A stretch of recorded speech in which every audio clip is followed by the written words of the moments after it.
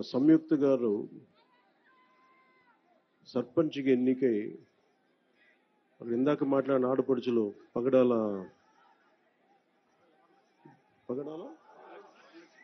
వరలక్ష్మి గారు మాట్లాడినా, అక్కడ టీచర్ల గురించి ఉపాధ్యాయుని మాట్లాడినా, ఆడబిడ్డలు చదివితే కుటుంబం కాదు, గ్రామాలే కాదు, దేశం కూడా ముందుకెళ్తుందని చెప్పి ద్రౌపది ముర్ము గారు ఒక పంచాయతీ స్థాయి నుంచి పంచాయతీ సర్పంచ్కి ఎదిగి ఈ రోజున భారతదేశానికి రాష్ట్రపతిగా ఉన్నారు.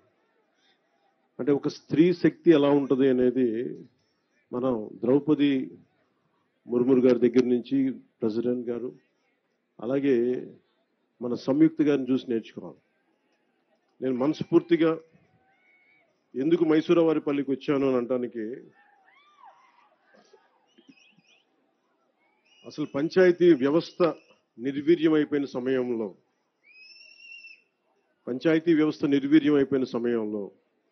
పంచాయతీ ఎన్నికలంటే భయపడే సమయంలో, గత ప్రభుత్వ సమయంలో రోడ్ల మీదకి రావడానికి కూడా చాలా అనుభవం నాయకులు కూడా భయపడే పరిస్థితిలో ఉండి, మిలిటరీలో పనిచేస్తున్న ఒక భర్తని రోడ్లు సరిగ్గా వేయక తన భర్తను కోల్పోయి గ్రామానికి భర్త ఆశయాలను ముందుకు తీసుకెళ్లాలి అని చెప్పి కారుమంచి సంయుక్త గారు సర్పంచ్గా నిలబడి అత్యంత ప్రతికూల పరిస్థితుల్లో నిలబడి గెలిచిన తర్వాత నాకు నిజంగా గుండె కదిలించేసింది. నేను ఆ రోజున కారుమంచి సంయుక్త గారికి నిలబడ్డప్పుడు నేను ఒకటే కోరుకున్నాను. ఆ రోజున అందరినీ, పంచాయతీలు చాలా కీలకం. 13,326 పంచాయతీలు మనకి. పంచాయతీలు చాలా కీలకం. అందరూ గ్రామాలు వదిలేద్దాం, బయటికి వెళ్ళిపోదాం అనుకుంటారు. కానీ పంచాయతీని ఎవరైతే కీలకంగా పట్టుకుంటారో, పంచాయతీ కోసం ఎవరు నిలబడతారో వాళ్ళు ఈ దేశాన్ని కదిలించే నాయకులయ్యారు, మామూలు నాయకులు అవ్వలేదు. సో కారుమంచి సంయుక్త నాకు పట్టుదల చూసి ఇలాంటి ఆడబిడ్డలు రాజకీయాల్లో ఉండాలని మనస్ఫూర్తిగా కోరుకుంటే, గెలిచి వచ్చిన తర్వాత నాకు చాలా చాలా ఆనందం వేస్తుంది. ఎక్కడా కూడా నేను రాజకీయాలకి అతీతంగా రాష్ట్రాభివృద్ధి కోసం, దేశాభివృద్ధి కోసం సంపూర్ణంగా ఆలోచించేవాడిని.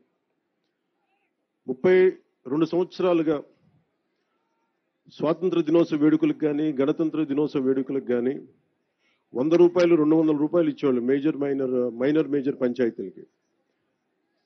అదే మన కృష్ణతేజ గారికి, కమిషనర్, ఇంకా మన పంచాయతీరాజ్ వారికి ఒకటే చెప్పాను, ప్రతి గ్రామానికి, పంచాయతీకి దేశభక్తి ఇక్కడి నుంచే రావాలి, బయటికి దేశభక్తి ఇక్కడి నుంచే ఉబకాలి.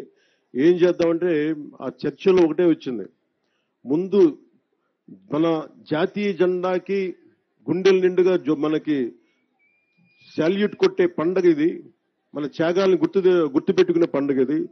దీనికి ఎలా పెంచాలని ఆలోచించినప్పుడు మేమందరం నిర్ణయం తీసుకొని 100 రూపాయలని 10,000 రూపాయలు, 250 రూపాయలని 25,000 రూపాయలు చేశాం. ఇప్పుడు దాకా ఎవరు చెయ్యడానికి ఆలోచన రాలా. ఉన్న నిధుల్ని సంయుక్త గారు సర్పంచ్గా ఛార్జీ తీసుకున్న వెంటనే పనులు చేయిద్దాం, అందరూ గ్రామస్తులందరూ గెలిపించారని చూస్తే నిధులు వచ్చినాయి, నిధులు వెంటనే వెళ్ళిపోయినాయని చెప్పారు. సర్పంచ్లు అందరితో మాట్లాడారు. మేము రాజకీయాలకు అతీతంగా చేస్తాం అని చెప్పడానికి ఒకటే ఒక కారణం ఏంటంటే, 13,326 పంచాయతీల్లో తెలుగుదేశం సర్పంచులు కానీ, జనసేన సర్పంచులు కానీ అందరూ కలిపితే 3వ వంతు ఉంటే ఎక్కువ. 70% అందరూ వైసీపీ తరఫున పోటీ చేసిన సర్పంచ్లే. అయినా కానీ వాటిని దాటి అన్ని పంచాయతీలకి 10,000 రూపాయలు, 25,000 రూపాయలు పంచాం.